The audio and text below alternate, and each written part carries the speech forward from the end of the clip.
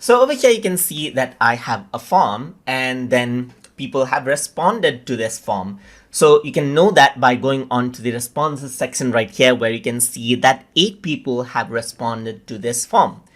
If you were to click on this, then you would go over here. So you can see that there's 8 responses, and you can see that, so you can see who has responded. So there are 2 email addresses right here, and you can see the data in a pie chart. So depending on the type of response, you might see different charts right here.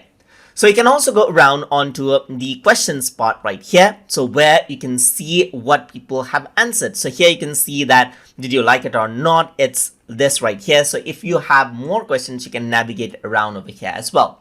You can go around and hide the question or show it out over here. You can even see what the individuals responded over here. So over here, you can see that there's 8 individuals. You can click next and next right here and see what each individual has responded right here, as you can see. So you can see that there's YouTube channel 2 who has responded no right here. YouTube channel 2 responded 2 times, as you can see right here. And you can see the responses from over here as well. All of the responses are linked into the Google Sheet right here. So you can go around and click on it to view all the responses over here at once as well. And that is how you can view out responses that people have filled up inside of Google Forms. So I hope you guys learned something as always.